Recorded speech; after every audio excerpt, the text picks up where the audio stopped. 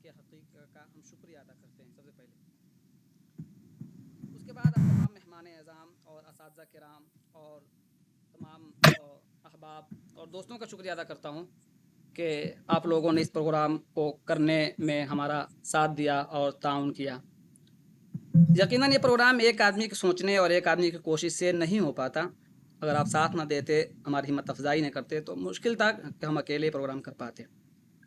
تو بلا تمہید ہم اس خالق دو جہاں کی بڑائی بیان کرنے کے لیے، اسی کتاب مقدس کی تلاوت کے لیے ہم دعوت دیتے ہیں سمرن خاتون کہ آپ قرآن پاک کی تلاوت فرمائیں. سمرن خاتون.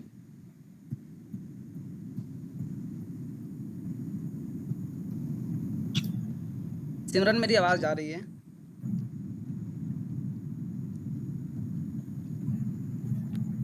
ہیلو.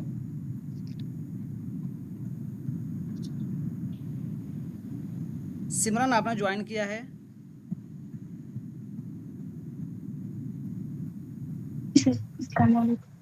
جی پڑھے، شروع کریں.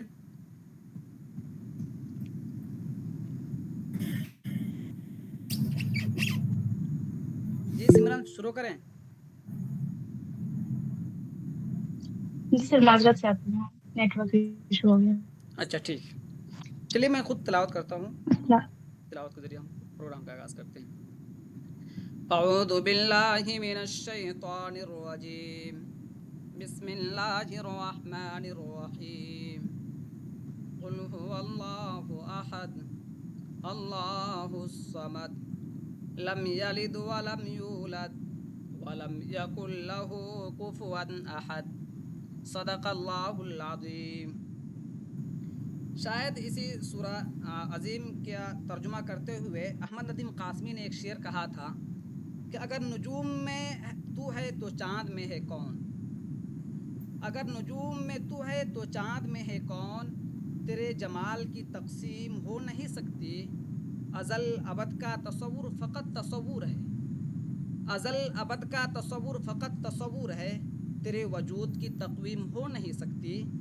حرم میں تو ہے تو آخر کنشت میں ہے کون، حرم میں تو ہے تو آخر کنشت میں ہے کون، کہ ایک ذات تو دو نیم ہو نہیں سکتی. جو قوتیں تیری منتشر ہو تو سچ کہہ دوں، جو قوتیں تیری منتشر ہو تو سچ کہہ دوں، کہ اس جہاں کی تنظیم ہو نہیں سکتی. اس شعر کے بعد بغیر کسی تمہید کے ہم اس پروگرام کے تعلق سے کچھ بنیادی باتیں آپ کے سامنے پیش کرنا چاہتا ہوں. یہ پروگرام اردو ہے جس کا نام ہم ہی جانتے ہیں داغ، اس گروپ کے تحت منعقد ہوتا رہتا ہے. تقریباً اس نوعیت کا یہ 10واں پروگرام ہوگا. میں آپ کو بتا دوں کہ ہم اسکالر ایم اے اردو اور مختلف یونیورسٹیوں سے، J N U, university of Hyderabad, Patna, Aligarh, اس طرح ہر موقع سے ہم کوشش کرتے ہیں کہ کچھ گفت و شنید کے ایک مجلس ہو، ہم ایک دوسرے کو سنیں اور ایک دوسرے سے سیکھیں. غلطیاں بھی ہوتی ہیں، اصلاح بھی کیا جاتا ہے. جیسے آج ہی کا پروگرام کے تعلق سے ہم نے کئی مرتبہ آپ کو پریشان کیا کہ میم اصلاح فرما دے، اصلاح فرما دے. ہمیں بہت خوشی ہوئی کہ آپ نے میری اصلاح کی، اور مجھے بہت اچھا لگا کہ آپ نے والدین جیسا پیار دیا. آپ نے ایک مرتبہ بھی نہیں ڈانٹا کہ آپ نے دیکھا نہیں، بار بار آپ فون کر رہے ہو، دیکھ کر کیا کرو. تو مجھے بہت خوشی ہوئی. تو پروگرام ہم منعقد کرتے رہتے ہیں مختلف موضوعات پر، کبھی اردو کے تعلق سے، کبھی رسم الخط کے تعلق سے، کبھی اردو پڑھنے کے تعلق سے. ہم ایک دوسرے سے سیکھتے ہیں. تو آج کا یہ عنوان جو انتخاب کیا گیا ہے، پوری دنیا میں منایا جا رہا ہے عالمی یوم خواتین. تو اس یوم کو اور اس دن کو ہم نے ایک دوسرے طریقے سے انعقاد کی کوشش کی ہے، اور اس کا ہم نے نام دے دیا ہے خواتین کی بااختیاری اور اردو کا نسائی ادب. اس کا ہم نے نام دیا ہے بموقع عالمی یوم خواتین. اور اس موضوع کے لیے جو سب سے زیادہ موضوع ہو سکتی تھیں میرے نظر میں اور میرے دوستوں کی نظر میں، بلکہ اساتذہ کی نظروں میں بھی آپ نہایت مقبول ہیں، تو میری نظر جہاں ٹکی جا کے جہاں ٹھہری وہ ہے ڈاکٹر پروفیسر آمنہ تحسین، شعبۂ تعلیم نسواں، مانو حیدرآباد. اب ہم میم کی تعارف ضرور کراؤں گا، اور ضروری بھی ہے کیونکہ پچھلے پروگرام میں وقت کی کمی کی وجہ سے ہم مہمان کا تعارف نہیں پیش کر پائے تھے.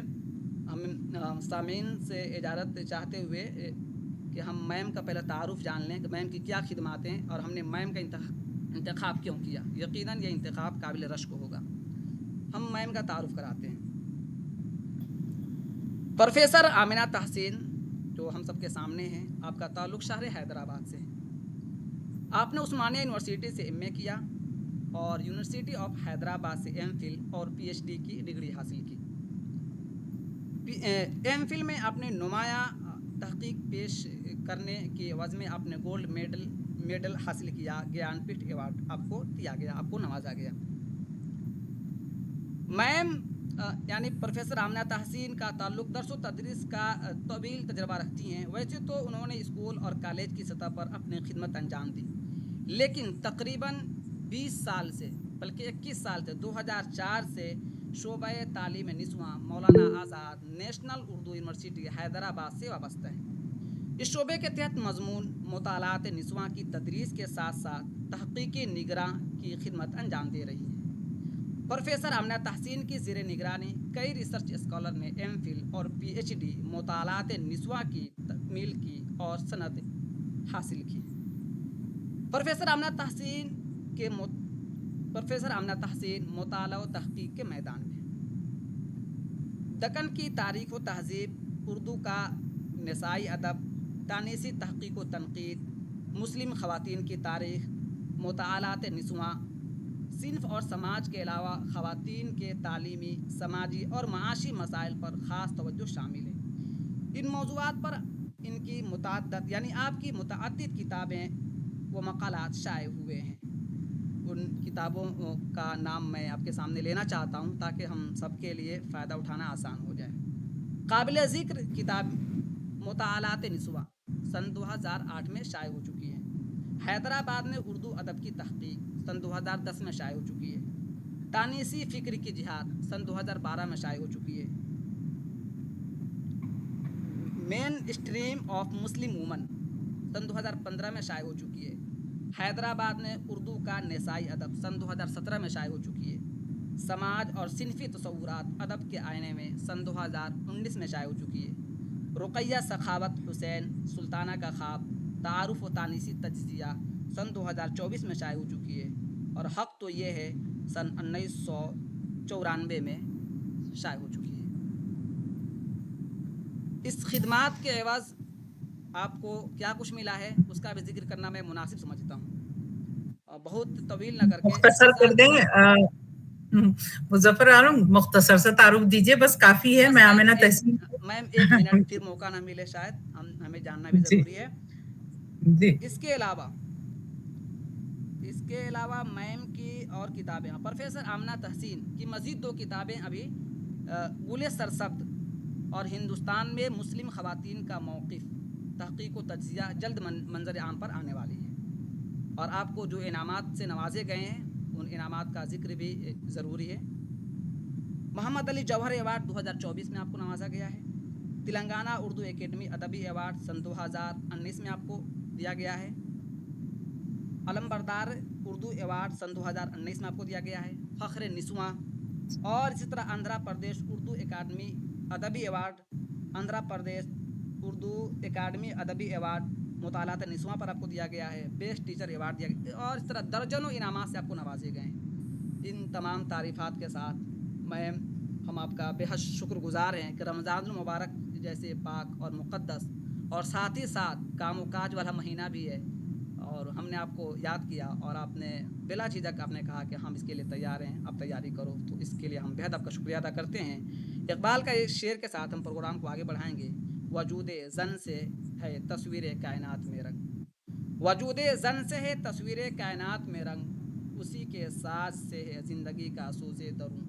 اسی شعر کے ساتھ آپ کی خدمت میں پروفیسر آمنہ تحسین. میم شروع کریں. بہت بہت شکریہ مظفر امام. السلام علیکم رحمۃ اللہ وبرکاتہ. سب سے پہلے تو میں آپ تمام کو جو اس پروگرام سے جڑے ہیں رمضان المبارک کی بہت بہت مبارکباد پیش کرتی ہوں. اور خاص طور پر اردو ہے جس کا نام के तहत जो प्रोग्राम आप मुनक़्क़द कर रहे हैं, जिसका भी मुख्तसर सा तारुफ आपने पेश किया, सुनकर बहुत अच्छा लगा। आपकी कोशिशों को मैं सराहती हूँ और उम्मीद करती हूँ कि उर्दू की खिदमत किसी भी तरह से की जाए वो बेहद अहम होती है और बहुत ज़रूरी भी है। तो जिस तरह से आप एक स्टूडेंट होते हुए उर्दू की जिस तरह से खिदमत कर रहे हैं वो काबिल मुबारकबाद है, यकीनन दूसरों के लिए काबिल तक़लीद भी है। मैं आपको इसकी मुबारकबाद पेश करती हूँ। दूसरी बात के लिए मैं ज़रूर ये भी कहना चाहूँगी कि आज इंटरनेशनल वुमेन्स डे के मौके पर जिस तरह से आपने ये कोशिश की कि एक प्रोग्राम इस तरह का हम मुनक़्क़द करें, और वजह यही है, जैसे ही आपने मुझे सुबह ये बात बताई, आपने इजाज़त चाही, तो मैंने सोचा कि आपकी इस कोशिश को यकीनन मैं साथ दूँ उस कोशिश का, और आपके साथ मैं जुड़ जाऊँ ताकि जो बात हम अक्सर कहना चाहते हैं वो आपके प्लेटफॉर्म से वो दूर तक भी पहुँच पाए और हम कुछ इस बारे में सोच सकें, समझ सकें। आपने अभी गुफ्तगू के दौरान रमज़ान का हवाला भी दिया, तो मुझे लगता है कि वाक़ई ये बहुत अच्छा मौका है कि हम ये बात को समझने की कोशिश करें। चूँकि वुमेन्स डे की बात कर रहे हैं, हम बैनुल अक़वामी यौम ख़वातीन की बात कर रहे हैं, तो ख़वातीन जो है, जिसका भी एक शेर में भी आपने ज़िक्र किया, इक़बाल के शेर से आपने इस बात की शुरुआत की, तो ये कि ख़वातीन जो हैं वो इस कायनात का बेहद अहम हिस्सा हैं। लेकिन क्या ऐसी बात हुई है, क्या ऐसा उनके साथ होता आया है कि अब हमें एक वुमेन्स डे के तौर पर हमें इसको मुनक़्क़द करना पड़ रहा है? आज के दिन हमें बहुत कुछ समझने और सोचने की, गौर करने की या अमली इक़दामात की तरफ जाने की ज़रूरत पड़ रही है। ये भी एक लम्हा है हमारे लिए सोचने समझने का। तो इस मौके से फ़ायदा उठाते हुए हमने और आपने मिलकर ये जो मौज़ू चुना है, ख़वातीन की बाइख्तियारी और उर्दू का निसाई अदब, चूँकि इसमें मैं समझती हूँ कि बहुत सारे असातिज़ा के अलावा स्टूडेंट्स, तलबा भी हमारे इससे जुड़े हैं, तो मेरी ज़्यादा मुखातिबत तलबा से ही होगी। मैं ये ज़रूर कोशिश करूँगी कि वो बात उन तक बेहतर तौर पर पहुँच पाए। चूँकि ये जो मौज़ू हमने चुना है, इसमें अगर आप गौर करें तो ख़वातीन की बाइख्तियारी और निसाई अदब 2 बेहद अहम क्या कहते हैं कॉन्सेप्ट्स इसमें आते हैं। इसको हमको पहले गौर करना है कि क्यों हम ख़वातीन की बाइख्तियारी की बात कर रहे हैं। हम दूसरे लम्हे में दूसरा हिस्सा निसाई अदब का है या अदब का है, तो उस पे हम बाद में आते हैं। तो मैं ये ज़रूर ये बात यहाँ से शुरू करना चाहूँगी कि हम बाइख्तियारी, आज बहुत ख़वातीन की बाइख्तियारी, विमेन एम्पावरमेंट का बहुत शोर सुनने को मिलता है। जब कभी हो सकता हो आप अखबार पढ़ते हैं या टीवी देखते हैं या किसी तरह का प्रोग्राम में आप शिरकत करते हैं, तो कहीं ना कहीं ये जो कलीदी, ये जो एक लफ्ज़, ये जो टर्म है, इस्तिलाह है विमेन एम्पावरमेंट, वो आपके सामने आ जाती है। तो दरअसल ये एक सिर्फ लफ्ज़ भी नहीं है, ये इस्तिलाह भी नहीं है। एम्पावरमेंट जो है वो एक बहुत वसी मानो वाला कह सकते हैं हम लफ्ज़ है, जिसकी कसीर जहती को समझना बेहद ज़रूरी है कि क्या एम्पावरमेंट है क्या। दरअसल एम्पावरमेंट को मैं थोड़ा सा मुख्तसर से ये कहती चलूँ कि जैसे ये है कि किसी भी इंसान का उसके अपने वजूद को समझना, उसकी सलाहियतों को समझना, उसके अंदर जो खुद एतमादी होती है, उस खुद एतमादी को जानना, खुद एतमादी को पैदा करना और उसे इस काबिल बनाना, ऐसा कोई प्रोसेस जो उसे इस काबिल बनाता हो इंसान को कि वो अपनी चॉइसेस, यानी वो इतना बाशऊर हो जाए, वो इतना बाएतमाद हो जाए, उसमें खुद एतमादी इतनी आ जाए कि वो अपने फैसले ले सके और सही और गलत का फैसला वो कर पाए। तो हम अगर समझें तो किसी भी समाज में, खा वो औरत हो कि मर्द, उन दोनों के लिए इख्तियारात बहुत ज़रूरी हैं कि वो अपने वजूद को समझे कि उसके लिए क्या बेहतर है और कैसे वो समाजी ज़िंदगी को अपने बेहतर बना सकता है। तो ये दोनों के लिए ज़रूरी है। लेकिन जब हम इस کیا کہتے ہیں اس پہلو سے جب ہم دونوں کو سماج میں یعنی عورت اور مرد دونوں کو جب ہم دیکھتے ہیں ان کے مقام و مرتبے کا تعین کرنے کی کوشش کرتے ہیں تو ہمیں لگتا ہے کہ کہیں نہ کہیں صدیوں سے خواتین کے ساتھ کچھ ایسے حالات پیدا کیے گئے، کچھ ایسے تہذیبی عناصر ان کے ساتھ جوڑ دیے گئے، کچھ ایسے سماجی نظریات ان کے ساتھ جوڑ دیے گئے جو انہیں کہیں نہ کہیں محکوم بناتے چلے گئے، اور اس کا اثر یہ ہوا کہ سماج میں ایک طبقہ حاکم بن گیا اور دوسرا طبقہ محکوم بنتا چلا گیا، تعلیم سے دور ہوا، شعور سے دور ہوا۔ خواتین جو ہیں اگر آپ دیکھیں پوری تاریخ کو اٹھا کر دیکھیں تو ایک طرح سے وہ آزاد فرد کے بجائے وہ ڈیپینڈنٹ ہمیشہ محکوم بنی رہی ہیں۔ اب آپ اگر اس پہلو میں چونکہ رمضان ہے تو میں یقیناً آپ لوگوں کو بار بار شاید اس طرف بھی لے جاؤں، اگر آپ قرآن کا مطالعہ کریں گے تو قرآن اسلام جو ہے، اسلام کے نقطہ نظر میں عورت بالکل ایک آزاد فرد ہے جتنا کہ مرد۔ جب کبھی اللہ تعالیٰ مخاطب کرتا ہے تو اے نیک پارسا عورت، اے نیک پارسا مرد، یعنی عورت اور مرد دونوں کو مخاطب کر رہا ہے قرآن۔ جو احکامات قرآن کے آئے ہیں وہ دونوں کے لیے بھی آئے ہیں۔ آپ اگر یہ قرآن کو اس نقطہ نظر سے دیکھیں گے تو ہم کو محسوس ہوگا کہ عورت کو مکمل طور پر ایک فرد کی حیثیت سے دیکھا گیا، لیکن جب ہم سماج کی طرف آتے ہیں اور سماج کی تاریخ پڑھتے ہیں تو کہیں نہ کہیں عورت اختیارات سے محروم بلکہ محکوم ہستی نظر آتی ہے۔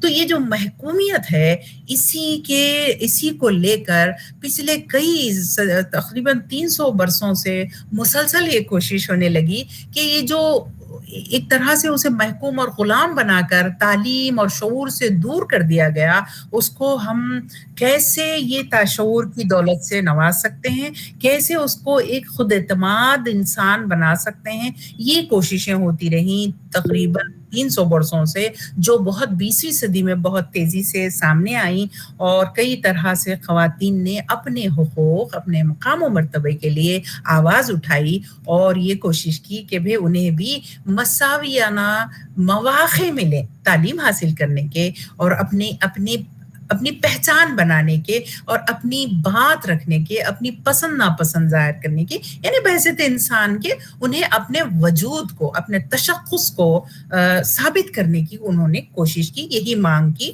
جس کو ہم کہیں نہ کہیں فیمنزم یا ایک موومنٹ، خواتین کے حقوق کی تحریک کے نام سے جانتے ہیں، یا کوئی اور نام بھی ہو سکتا ہے۔ اسی سلسلے کی ایک کڑی انٹرنیشنل ویمنز ڈے کا قیام بھی ہے، جو تقریباً اس کی ایک اپنی تاریخ ہے۔ اب یہاں میں اس پر نہیں جاؤں گی، تو یہ میں بتانے کی کوشش کر رہی ہوں کہ کسی بھی سماج میں عورت کے لیے بھی با اختیاری اتنی ہی ضروری ہے جتنی کہ مرد کے لیے ضروری ہے۔ لہٰذا ہمیں یہ بات سمجھ آ جاتی ہے کہ ایک انسان کی حیثیت سے عورت بھی با اختیار ہونا ضروری ہے۔ چونکہ اسے وہ مقام نہیں ملا، اسی لیے یہ نعرہ ویمن امپاورمنٹ یا خواتین کی با اختیاری ایک نعرہ بنا، یا ایک سمجھیے جہد مسلسل بنا، ایک تحریک بنا، جس میں آج جو ہے آپ اور ہم بھی اسی متعلق جیسے ہم گفتگو کر رہے ہیں، میں سمجھتی ہوں کہ یہ اسی تحریک کا ایک حصہ ہے۔ اب آئیے ہم دیکھتے ہیں کہ جو خواتین کی با اختیاری ہے یہ کیوں ضروری ہے۔ ضروری اس لیے ہے کہ ہم ایک طرح جیسے ہمارے سماج کی بے حد بنیادی اکائی خاندان ہے، ہم چاہتے ہیں کہ خاندان بہت مستحکم ہو، اور اس خاندان میں پیدا ہونے والے جو بچے ہیں وہ بچے بے حد سمجھدار، تعلیم یافتہ، باشعور، خود اعتماد اور سماج میں اپنی بہتر پہچان بنانے والے ہوں۔ ایک طرف ہماری چاہتیں یعنی سماج کی سوچ یہ ہے، لیکن دوسری طرف سماج یہ غور نہیں کرتا ہے کہ جو چاہت ہے، جو سوچ ہے، جو فکر ہے ایک اچھے فرد کو، ایک اچھے سماجی فرد کو بنانے کی، وہ کس کی گود میں ہونی، وہ کہاں سے ہونی ہے؟ تو خاندان میں جو خواتین ہیں کیا وہ خواتین بھی باشعور ہیں؟ کیا وہ خواتین تعلیم یافتہ ہیں؟ کیا وہ خواتین بااختیار ہیں اپنی پسند ناپسند یا ان کی جو سوچ ہے ان کی فکر جو ہے اس کے اظہار میں وہ بااختیار ہیں؟ کیا انہیں وہ حقوق وہ مقام وہ مرتبہ ملا ہے؟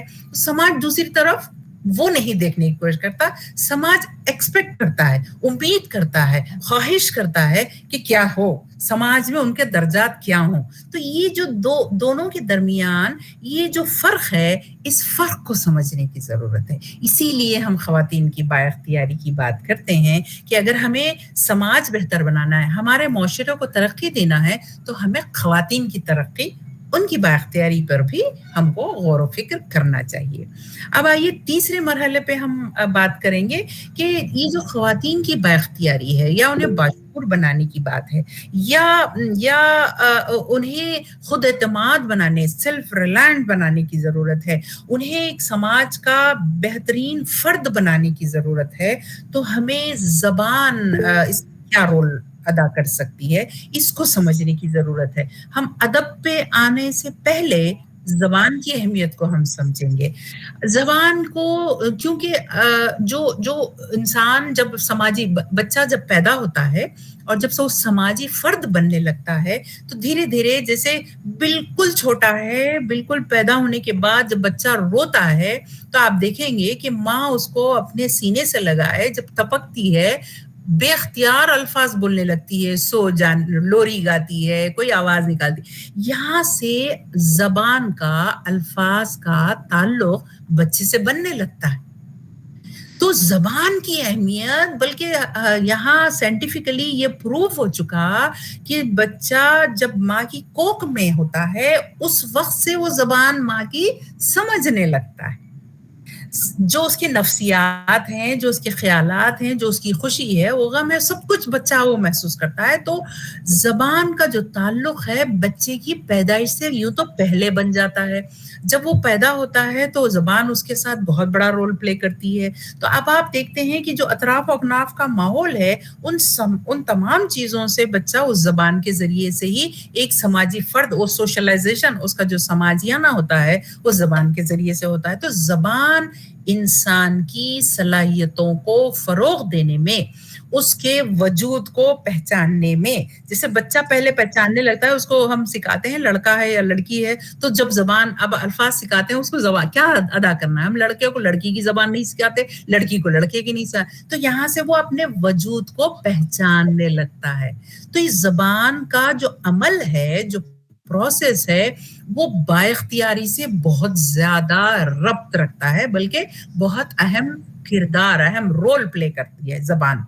جو ہم سمجھتے ہیں کہ بااختیاری یہ بات کا لفظ ہے, نہیں, یہاں غور کرنے کی آپ کو ضرورت یہ ہے کہ جو زبان ہے وہ بچپن یعنی شعور میں آنے سے بہت پہلے سے ہی بچے کو بااختیار بنا رہی ہے, وہ خواہ لڑکی ہے کہ لڑکا ہے, ٹھیک ہے, اس کو نالج دے رہی ہے, اس کو بتا رہی ہے کہ اس کا وجود کیا ہے دنیا میں, وہ کیا اپنی حیاتیات کیا لے کر آیا ہے, وہ کیسے اس کو بیہیو کرنا ہے, کیسے بات کرنا ہے, اس کا کیسے اظہار ہونا چاہیے, یہ تمام باتیں ہوتی ہیں. بہرکیف جب اب زبان انسان کی زندگی میں اتنا اہم رول رکھتی ہے, اس کی پہچان, وہ خود کو پہچانتا بھی اسی زبان سے ہے, سماج کی جو نالج ہے وہ بھی اس زبان سے ہی لیتا ہے. تو یہ بات طے ہوئی کہ بااختیاری میں زبان بہت اہم رول پلے کرتی ہے.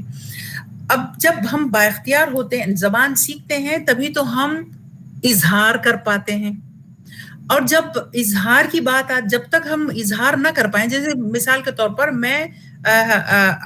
ہم اور آپ اردو بولنے والے ہیں, سپوز میں سمجھیے گا کہ میں تمل ناڈو چلی جاؤں, وہاں تمل بولی جاتی ہے, یا ملیالم اسٹیٹ چلی جاؤں, مجھے ملیالم نہیں آتی ہے, مجھے تمل نہیں آتی ہے, مجھے اردو آتی ہے, تو میں خود کو کتنی بے اختیار محسوس کرتی ہوں کہ وہاں میں کچھ اظہار نہیں کر پاتی, ٹھیک ہے نا. تو زبان کا عمل اتنا اہم ہوتا ہے, اسی لیے کہا جاتا ہے کہ آپ ایک سے زائد زبان سیکھیے, تاکہ کہیں آپ اپنے آپ کو بے اختیار محسوس نہ کریں. عالمی سطح کی انگلش زبان کی ہم بات کرتے ہیں کہ آپ کہیں دنیا میں چلے جائیں تو آپ کو زبان کا کوئی مسئلہ پیدا نہ ہو. تو بہرکیف زبان اور انسان کی بااختیاری کا بے حد اہم रब्त है, इसको हमें समझना चाहिए। अब आइए हम दूसरे जो पहलू हमारा इस मौजू का है वो है हमारा उर्दू का निसाई अदब, और ये ख़वातीन की बाइख्तियारी और उर्दू का निसाई अदब में क्या रिश्ता है, क्यों हमने इसका इंतखाब किया, ये हमें समझने की ज़रूरत है। तो बात यहाँ ये है कि अक्सर जब कभी हम निसाई अदब की बात करते हैं तो मुझसे ख़ास तौर पर बहुत सारे ऐसे सवाल होने लगते हैं कि आपने अदब को दो कंपार्टमेंट में क्यों बांट दिया, आप लोग क्यों निसाई अदब की अलग से बात करते हैं, ये क्या ज़रूरी है, अदब तो अदब है। हमने कहा बिल्कुल बिल्कुल सही है, अदब जो इजहार है बहुत नपे तुले लफ्ज़ों में, बहुत अच्छे अंदाज में जज्बात का जो इजहार है, खा वो शायरी में हो कि नस्र में हो, ये अदब है जो कि समाज की पूरी तफसीर पेश करता है, समाज का आईना जिसे हम कहते हैं, ये बिल्कुल सही है।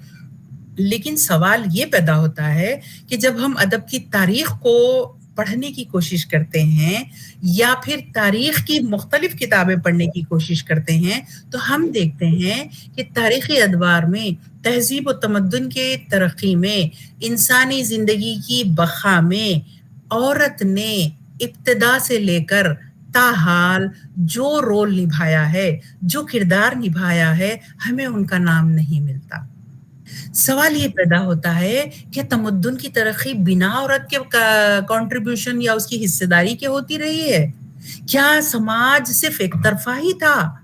ऐसा होता तो हम अभी तक वही पत्थरों वाली जिंदगी गुजारते होते थे, हम मुहज़्ज़ब नहीं होते थे।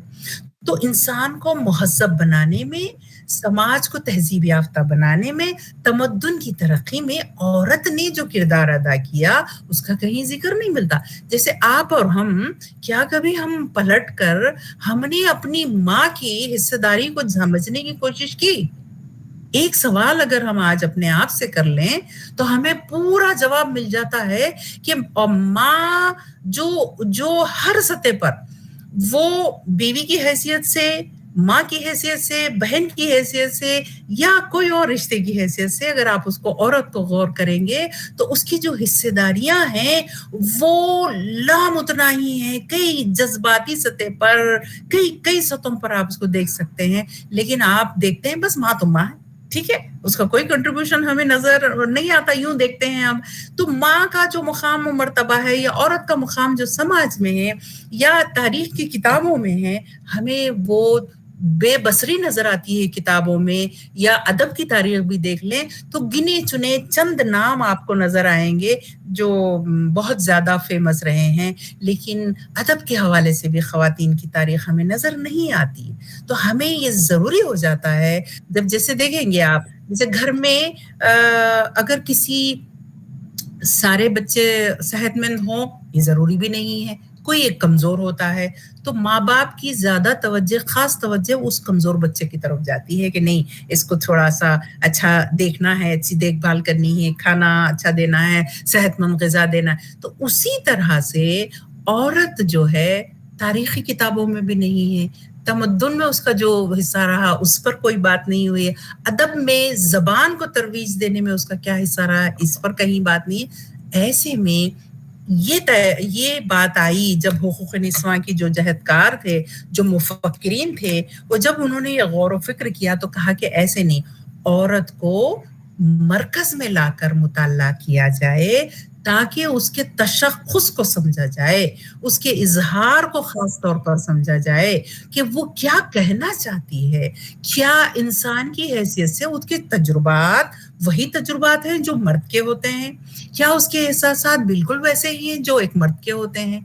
तब ये जब अलग से पढ़ा गया, जांचा गया, तनकीदी तौर पर देखा गया तो ये अंदाजा हुआ कि ख़वातीन के तजुर्बात उनके अपने अलग हैं, उनके मुशाहिदात अलग हैं, उनकी दुनिया अपने तजुर्बात से भरी है जिसे खास तौर पर पढ़ने और समझने की ज़रूरत है। लिहाजा निसाई अदब यानी ख़वातीन के कलम से तहरीर करदा जो अदब है उसे निसाई अदब का नाम दिया गया। बहुत गुडमुड होती हैं दो इस्तिलाहात, उसका भी जिक्र करना चाहूंगी मैं। तानीसियत और निसाई अदब को एक जगह में, तानीसी अदब और निसाई अदब بہت گڈ موڈ کرتے ہیں ہم. جبکہ نسائی ادب کل وہ ادب جو خواتین نے لکھا, ٹھیک ہے, اس میں شاعری, نثر سب کچھ آ جائے گی. تانیثیت, دراصل تانیثیت ایک ایسی سماجی تہذیبی پس منظر میں اٹھی تحریک ہے حقوق نسواں کی, جس میں مرد بھی شامل رہے, جس میں خواتین بھی رہیں. وہ صرف خواتین کا حصہ نہیں ہے, اس میں مردوں نے بھی حقوق کی بات کی. جیسے مثال کے طور پر آپ ڈپٹی نذیر احمد سے لے لیں, ناولوں میں جو ابتدائی ہمارے ناولوں کے خواتین کے حقوق پر, ان کی تعلیم پر اور ان کے دوسرے دیگر حقوق کو لے کر بات ہوئی. یا بہت پہلے, جیسے میں بحیثیت مسلمان عورت کے اس بات پر یقین رکھتی ہوں کہ حقوق نسواں کی بات کرنے والی پہلی شخصیت آپ صلی اللہ علیہ وسلم کی ہیں. ٹھیک ہے, آج ہم تحریک کے طور پر مغربی ممالک کے تحریکات کو لے کر پڑھتے ہیں, لیکن ہم کو, دنیا کو, یہ سماج کو بتانا ہے کہ یہ تحریک تو 1400 سال پہلے شروع ہو چکی. ہم آپ نے اس کو صحیح طور پر سمجھنے کی اور اس کو پیش کرنے کی کوشش نہیں کی, جس تحریک میں 1400 سال پہلے عورت کو انتہائی بلند مقام عطا کیا گیا. بہرکیف تو تانیثیت دراصل ایسی فکر اور ایسی تحریک کا نام ہے جو حقوق نسواں کے متعلق بات کرتی ہے اور صنفی مساوات, یعنی سماج میں عورت اور مرد کے مساویانہ مقام و مرتبے کی بات کرتی ہے. ٹھیک ہے, تو تانیثی ادب اور نسائی ادب میں یہ فرق کو بھی سمجھنا ضروری ہے.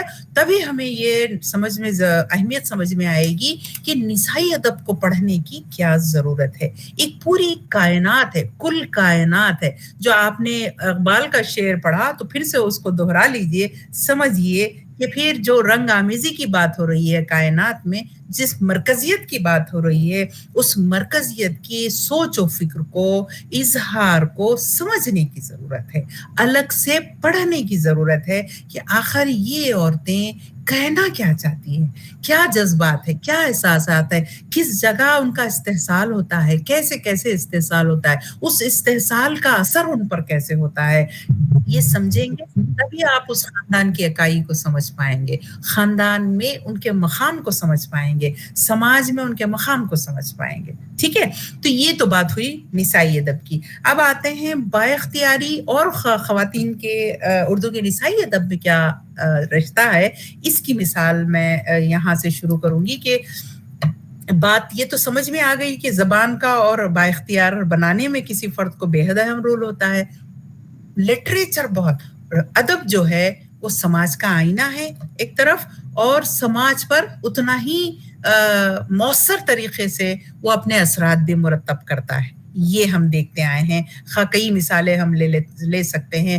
اصلاح معاشرہ کی تحریک میں اردو ادب کے کردار کو لے لیں, یا آزادی کی تحریک میں اردو ادب کے کردار کو لے لیں, یا ترقی پسند تحریک کا جو دور تھا, حقیقت پسندی کا جو دور تھا, یا مابعد آزادی کا جو دور تھا, ہر دور میں اگر آپ دیکھیں گے تو ادب نے اپنا کردار نبھایا ہے. یہ بات ہم سب کو معلوم ہے. تو اب آئیے خواتین کا جو, جب اردو ادب کی ہم بات کرتے ہیں, اردو کے نسائی ادب کی بات کرتے ہیں, تو یوں تو ہم شاعری میں لطف النساء امتیاز اور مالخبائی چندہ, جن کے مجموعے جو ہیں وہ 1696 اور 1697 اور 1698, ایک سال کے ہی فرق سے دونوں کے دیوان شائع ہوئے تھے. وہ ابتدائی شاعرات ہیں, لیکن جہاں تک خواتین کے کھل کر اظہار کرنے کی بات آتی ہے تو ہم اس کو 1857 کے بعد کے ادب سے ہی ہم دیکھنے کی کوشش کرتے ہیں, جس کو ہم جدید ادب بولتے ہیں یا جدید دور بولتے ہیں. ٹھیک ہے, تو جہاں تک نثر کی بات کرتے ہیں تو ہم 1881 میں 1881 میں رشیدۃ النساء کی جو ناول آتی ہے, وہاں سے اگر ہم لے کے چلے, یا اس سے پہلے جو خواتین کی چھوٹی موٹی تحریریں, نثری تحریریں ملتی ہیں اردو میں, اس کی بہت کم ہمارے سامنے ایسی چیزیں آئی ہیں. لیکن 19ویں صدی کے اختتام سے جب تہذیب نسواں شائع ہونے لگتا ہے, یا بالکل 20ویں صدی کی ابتدائی دہائیوں سے جب رسالے شائع ہونے لگتے ہیں, عصمت ہے, معلم نسواں ہیں, اور ایسے بہت سارے النساء ہے, ایسے کئی رسالے چھپنے لگتے ہیں, تو خواتین کی تحریریں ہمارے سامنے آتی ہیں. تو کل اگر ہمیں بہت فوکس کر کے پڑھنا ہوتا ہے تو ہم اس جگہ سے 19ویں صدی کے اختتام سے ہم شروعات کرتے ہیں اردو کے نسائی ادب کی، تاکہ ہم اس میں سمجھ سکیں کہ اس میں خواتین نے کس طرح سے اظہار کیا اور خود اپنے طبقے کو با اختیار باشعور بنانے یا ان میں احساس بیداری پیدا کرنے میں کیسے اپنی تحریروں سے انہوں نے بے حد اہم کلیدی کردار ادا کیا. اس پہلو سے، اس نقطۂ نظر سے ادب کو، نسائی ادب کو پڑھنے کی ضرورت محسوس ہوتی. تو لہٰذا آپ ذرا سا ایک نظر 1857 کے بعد کے حالات میں ڈالیے کہ تعلیمی نسواں کی بات ہو رہی ہے، ابھی شروعات ہے کہ ہاں لڑکیوں کو پڑھانا چاہیے، نہیں پڑھانا چاہیے. اگر اس دور کے آپ رسالے پڑھیں گے تو ایسے مباحث آپ کو نظر آئیں گے جس میں باقاعدہ یہ بات ہو رہی کہ نہیں لڑکیوں کو پڑھانے کی کیا ضرورت ہے، یا کچھ ایک طبقہ ہے نہیں پڑھائیے، کیا پڑھائی ہونا چاہیے، ان کی کیا سلیبس ہونا چاہیے. یہ بحث ہو رہی ہے، لیکن آپ کو بہت کم خواتین کی آوازیں نظر آئیں گی، جس میں خاص طور پر میں نے 1881 میں رشید الدین نساء کی اصلاح النساء جو ناول ہے اس کا ذکر میں کرنا چاہوں گی، جس میں انہوں نے لکھا کہ ہمیں بھی اللہ نے آنکھ، کان اور دماغ دیا ہے، ہمیں کیوں گڑیا کھیلنے دیتے ہو، ہمیں کیوں تعلیم پڑھنے نہیں دیتے ہو، ہم کیوں مکتب نہیں جا سکتے. اس طرح کے سوال انہوں نے شروع کیے تھے. جس وقت تعلیم یا اسکول جانے کی ممانعت تھی، تو آپ اس سے اندازہ لگا سکتے ہیں کہ خواتین خود کیا چاہتی ہیں، یہ کتنا اہم تھا. اسی طرح آپ تہذیب نسواں کے ایشوز اٹھا کر دیکھیے کہ اس دور میں کیسے اصلاح معاشرہ کی جو تحریک چل رہی تھی، اس میں خواتین کی تعلیم، ان کو باشعور بنانے، اور جو مافوق الفطری جو عناصر میں خواتین گھری ہوئی تھیں، مختلف رسوم و رواج میں گھری ہوئی تھی، ان سے باہر لانے کے لیے خود خواتین کس طرح سے لکھ رہی تھی، اور یہ کہہ کر لکھ رہی تھی کہ ہمارے لکھنے میں اور مردوں کے لکھنے میں یہ فرق ہے کہ وہ لوگ باہر سے وہ چیزوں کو مشاہدہ کرتے ہیں. یہ جو کچھ ہم لکھ رہے ہیں ہم اپنی جانب سے لکھ رہے ہیں، ہمارے اپنے تجربات ہیں، تو لہٰذا ہم بہتر طور پر آپ کی اصلاح کر سکتے ہیں، ہماری بہنوں کی اصلاح کر سکتے ہیں. تو وہاں سے ویمن امپاورمنٹ کے نقطۂ نظر سے اگر آپ نسائی ادب کو دیکھیں گے تو ایک بہت بڑا، بہت اہم پہلو ہماری خواتین کو باشعور بنانے میں اردو کے نسائی ادب کا آپ کو نظر آئے گا. پھر جب آپ تھوڑا 20ویں صدی کی شروعات میں آ جاتے ہیں تو دھیرے دھیرے شعور و آگہی کا جو سفر ہے خواتین کا وہ بہت آگے بڑھنے لگتا ہے، تعلیم وہ حاصل کرنے لگتی ہیں، اپنے حقوق سے آگاہ ہونے لگتی ہیں، تو لہٰذا حقوق کے متعلق بھی وہ بات کرنے لگتی ہیں. تو کم عمری کی شادی کو روکنا، کثیر زوجگی نظام کو روکنا، ٹھیک ہے، تعلیم کی اہمیت سمجھانا، گھریلو جو زندگی ہے اس کو بہتر بنانے یا غربت کی زندگی سے باہر نکلنے کے لیے کام کرنے کی ان میں چاہت ڈالنا یا انہیں ہنرمند بنانا، یہ تمام پہلو اس دور کی تحریروں میں آپ کو نظر آتے ہیں. اگر ہم اس کو دوسرے پہلو سے بھی میں کہنا چاہوں گی، ہم جدید ہندوستان کی تعمیر میں یہ ایک اہم پہلو کو ہم چھوڑ دیتے ہیں. جدید ہندوستان کی تعمیر میں بڑے بڑے لیڈرز کی ہم بات کرتے ہیں کہ جدید ہندوستان کی تعمیر میں یہ ان کا کنٹریبیوشن رہا، یہ ان کی حصہ داری رہی. دیکھیے، ہندوستان کی تعمیر خواتین کے بغیر تو نہیں ہو سکتی تھی. اصلاح معاشرہ کے مطلب یہ ہے کہ معاشرہ کلی طور پر بدلنا تھا، ان کی فکر بدلنا تھا، ان کا عمل بدلنا تھا، انہیں تعلیم یافتہ ہونا تھا، انہیں باشعور اور مہذب ہونا تھا. تو اس میں خواتین کو الگ کر کے تو نہیں دیکھ سکتے آپ. جب تک خواتین بھی اس میں شامل نہیں ہوئی تھیں تو معاشرہ کیسے ہوتا تھا؟ آج جو ہم ترقی کے اتنے منازل طے کر لیے، آج جو ہم بہت زیادہ دنیا کے ایک گلوبل ولیج میں ہم ایک اپنا مقام رکھتے ہیں، تو ہم ان حصے داریوں کو، خواتین کے اس کوششوں کو آپ نظر انداز نہیں کر سکتے. اس کو نظر انداز کر کے آپ یہ نہیں کہہ سکتے کہ ہندوستان ترقی یافتہ ہو گیا. تو یہ تمام پہلو کو غور کرنے کی ضرورت ہے. تو 20ویں صدی اب یہ پہلو کے علاوہ جو ہندوستان کی آزادی کی تحریک تھی، سیاسی شعور خواتین میں پیدا کرنے میں خود خواتین نسائی ادب کا بہت بڑا رول رہا.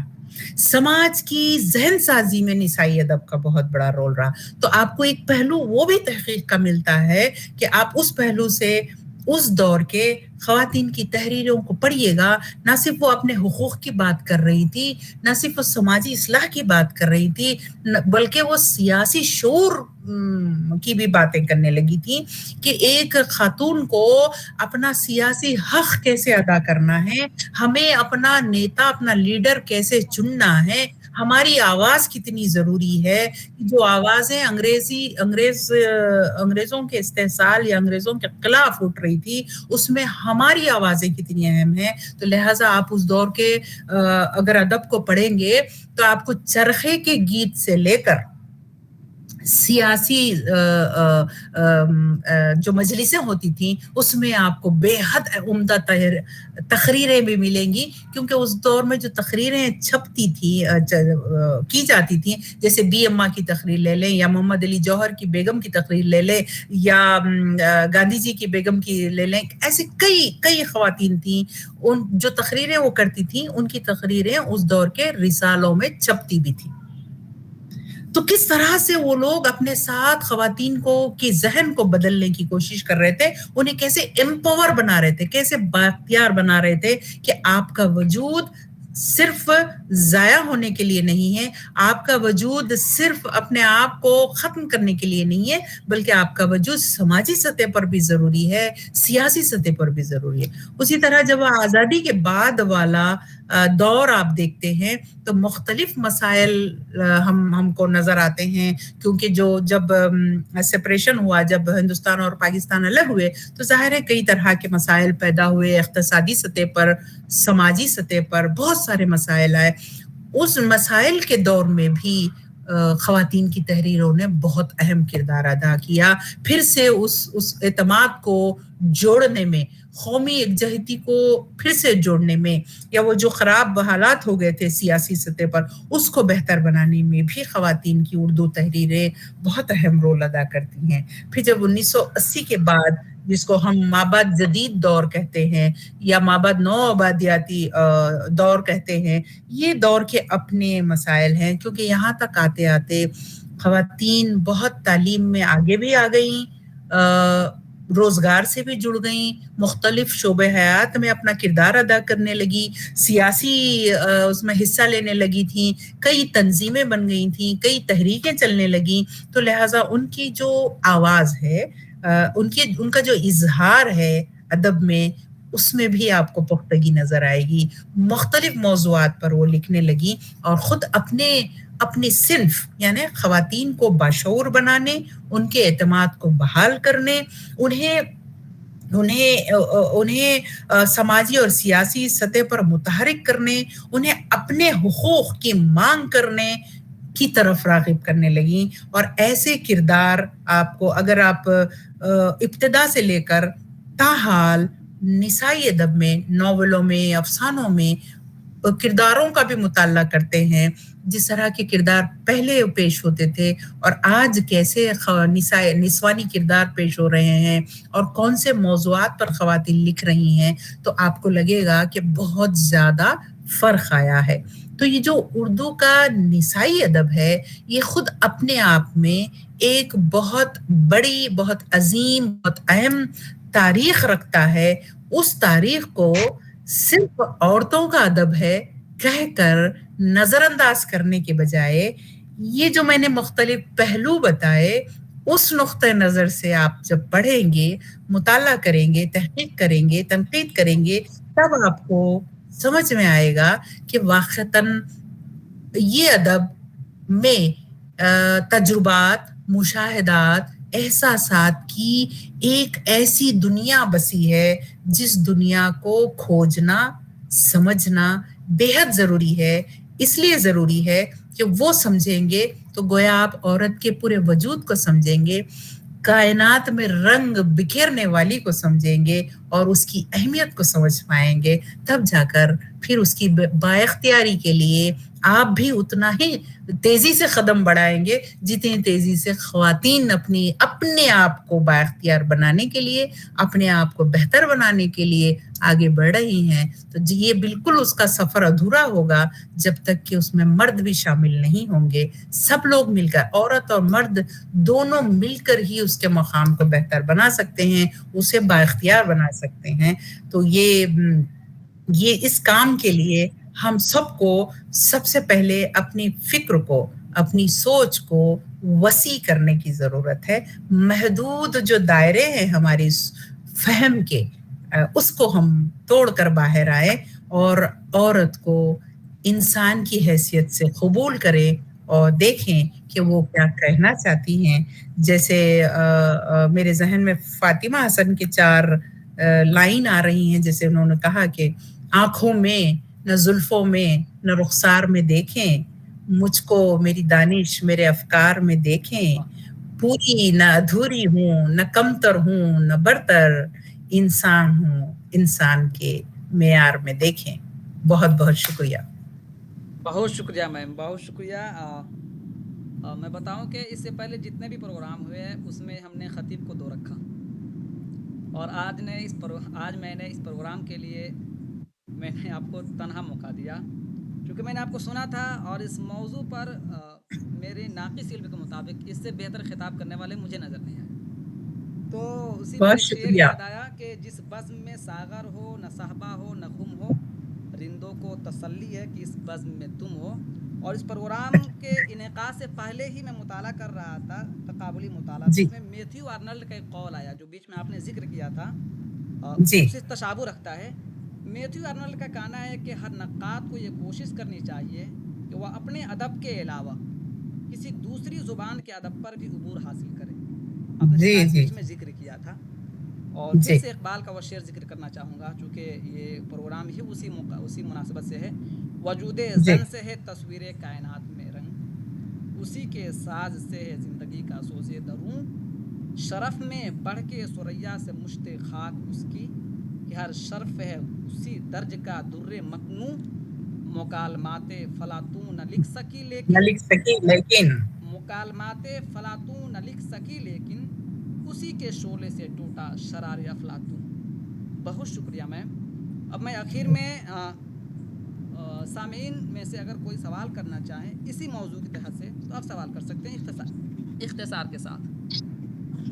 سر میں جو سن رہا تھا اس میں سے میم نے کچھ جو 4 لفظ میں نے لکھا ہے تو مجھے تھوڑی سی تلفظ میں ڈاؤٹ ہے، میں پوچھنا چاہتا ہوں. جی جی آپ نے ایک بار کہا کہ جہد مسلسل اور گڈ مڈ اور مؤثر طریقے سے، اور ایک بار جو ہے تحریک کو ایک جگہ مذکر استعمال ہوا، تو یہ میں جہد ہے یا جہد جیسے مسلسل ہے؟ یہ شاید وہ عورتوں کی تحریک بنا ہے، ایسے کچھ آپ نے استعمال کیا وہاں پہ. اور ایک جہد مسلسل، تو یہ میں جہد مسلسل پڑھتا ہوں اس کو. اسی طرح گڈ مڈ آپ نے گڈ مڈ مقرر کئی بار کہا، اسی طرح اچھا مؤثر طریقے سے، تو لفظ مجھے لگا اچھا کہ یہ مؤثر ہے. اچھا ہاں ہاں ہاں ہاں. ہیلو، آ رہی ہے آواز جی میری؟ جی جی جی جی جی جی. تو دیکھیے جہد مسلسل، جہد کیا آپ کیا بول رہے ہیں؟ آپ کیا بولتے ہیں؟ جہد مسلسل جیم کے پیش کے ساتھ. اچھا، یہ علاقائی، دیکھیے جہاں تک زبان کی بات ہوتی ہے اس پہ علاقائی اثرات بہت ہوتے ہیں. جیسے ابھی مظفر امام جب بات کر رہے تھے تو کئی جگہ بہت سارے الفاظ ایسے آ رہے تھے، تو علاقائی اثرات ہوتے ہیں، لیکن ہم اس کو جہد مسلسل ہم بولتے ہیں. جہاں تک آپ نے تحریک کے لیے کیا کہا، تحریک کے لیے مذکر کیا لفظ استعمال ہوا؟ آپ نے کہا تحریک کے لیے تحریک، تو میں سمجھتا ہوں مونس سے آپ نے وہ تحریک بنا ایک اسی عورت کے سلسلے میں کہہ دے. پتہ نہیں، سننے میں شاید ہوا ہوگا، لیکن تحریک تو بنا نہیں بولا جا سکتا نا. تحریک چلائی گئی، تحریک کو تو مؤنث طریقے سے استعمال ہوتا ہے. تحریک چلائی گئی، تحریک میں نے نہیں کہا، تانیثی تحریک بھی چلائی گئی ہی بولتے ہیں، تحریک کو مذکر طور پر نہیں استعمال کرتے ہیں. بھائی کوشچن پوچھئے نا، آپ تو املا درست کرنے والے کوشچن پوچھئے نا، لیکچر سے لے. خیر ٹھیک ہے. ہاں بولیے. یہ بھی ضروری ہے. ہاں اس درمیان نہیں پوچھ رہی. مباحثہ نہ بنائیں پلیز. سوال ہو تو سوال کریں. میرا سوال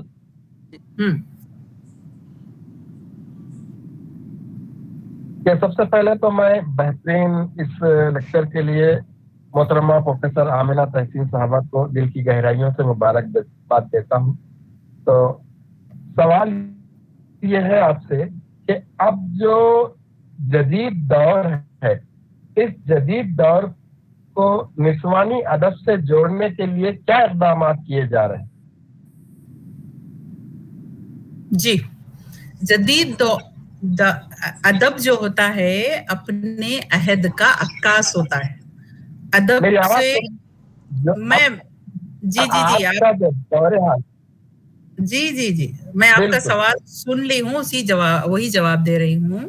ادب جو ہوتا ہے وہ اپنے دور کا عکاس ہوتا ہے. ٹھیک ہے جی. جدید دور کو ادب سے جوڑنے کی کوشش نہیں کرتے ہیں.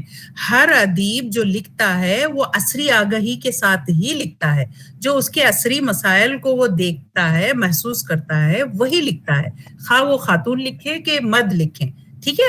تو ادب جو ہوتا ہے وہ اپنے دور کا ترجمان ہوتا ہے. جو مسائل آس پاس چلتے ہیں, جیسے آج کے جو مسائل ہیں, جو آئی ٹی کلچر سے آئے ہیں یا کسی بھی طرح سے جو غربت کے مسائل ہیں یا مختلف طرح کے جو مسائل سماج میں موجود ہیں, آج کا جو ادب ہے یقیناً اس کا ترجمان ہے. اور میں نے کہا کہ خواتین خاص طور پر پہلے ایسے موضوعات جس پر وہ نہیں لکھتی تھیں, ایک طرح کی سماجی حد بندیاں تھیں, لیکن آج جب خواتین لکھ رہی ہیں تو بہت کھل کر وہ تمام موضوعات پر لکھ رہی ہیں.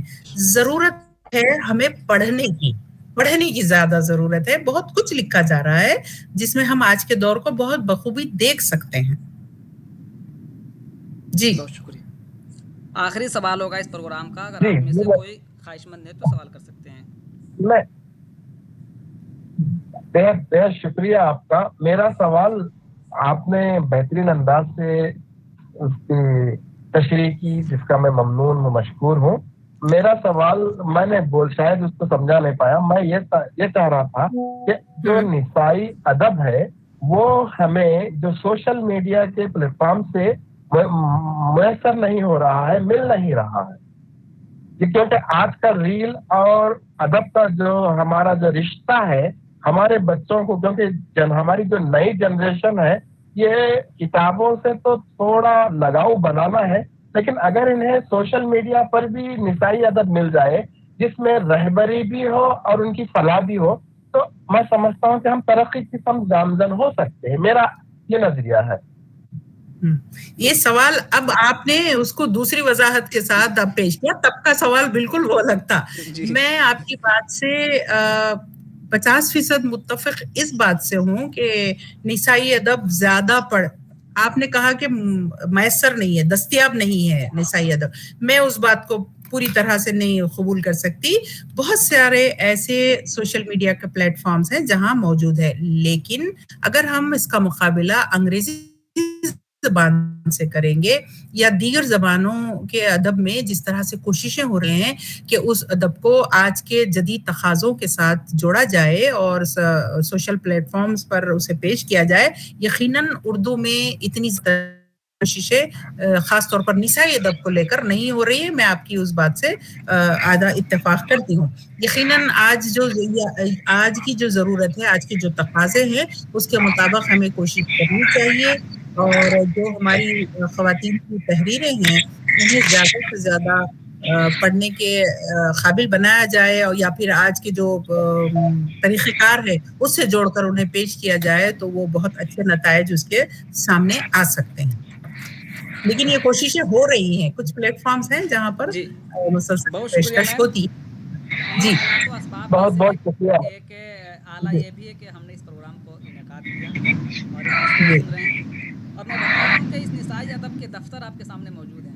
درجنوں کتابیں ہیں اور مستند کتابیں ہیں. لیکن میں نے پہلی مرتبہ سیمینار میں سنا, میرے دل نے گواہی کی کہ میں ضرور کسی نہ کسی طرح بات کر کے منع کر کے ایک پروگرام رکھوں گا, اور اللہ نے وہ موقع دیا اور رمضان مبارک کا موقع دیا. اور میں بتاؤں کہ آج ہی ہماری تراویح میں سورہ مریم کا ذکر ہوا ہے. माशाल्लाह।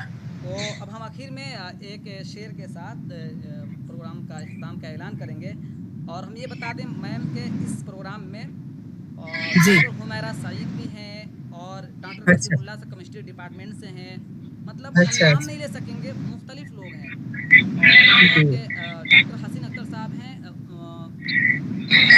उर्दू एकेडमी के शोबे सदर हैं। हम सुनना चाहेंगे उर्दू एकेडमी के सदर से, हम कुछ सुनना चाहेंगे कि भाई उन्हें क्या लगा आज के लेक्चर से। अगर वो मौजूद है तो वो बताएं कि भाई कुछ इस बारे में। जी डॉक्टर हसीन अख्तर साहब, मैम की ख्वाहिश है कि मैम आप सर आपके तरफ से माइक बंद है। मैम एक मिनट, सरवानी सबीना शायद लिखा है, आपकी माइक खुली हुई है तो आवाज़ आ रही है, आप बराए करम माइक बंद कर लीजिए। सबीना नाम से आप जुमाइन है, आपकी तरफ से माइक खुली हुई, गैर ज़रूरी आवाज़ आ रही है। ठीक है सर, आपकी माइक बंद है।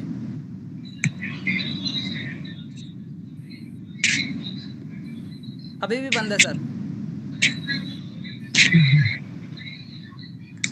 ना, नहीं खुला, नहीं।